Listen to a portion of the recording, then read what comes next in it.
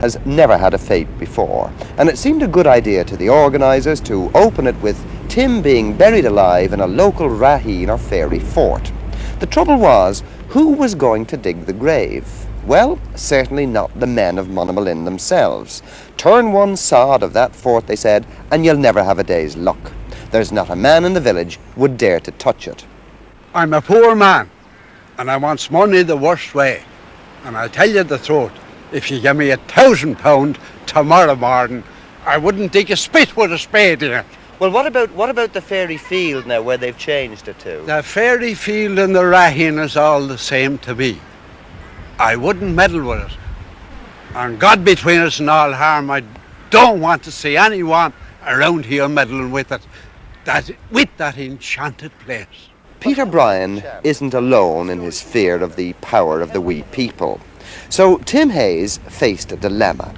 Where was he going to get men to dig the grave for him? Obviously he'd have to seek them out among his own workmates at Cork dockyard. Tim, why do you want to go down in a fairy fort? I just want to prove to the whole world that there's no such a thing as a fairy. You're a man who obviously doesn't believe in fairies. I don't believe in fairies.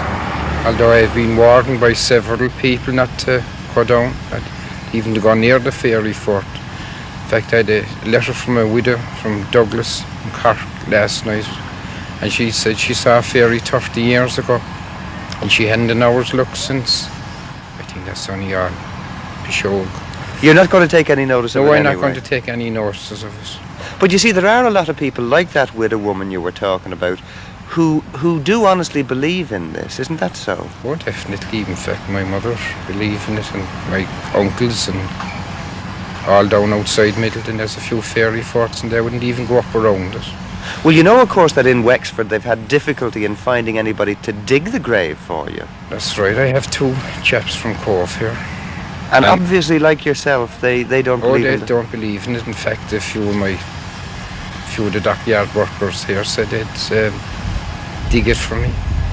Let me put this to you, Tim. In going into graves like this and burying yourself in the ground, there's a risk in this always, isn't there? There's an awful risk in it, really. I mean, the way I go down, there was no one ever went down in the conditions I went down under. Well, are you not pushing your luck a bit, risking the fairies as well on top of this? Of course I am, but there's no such a thing as a fairy.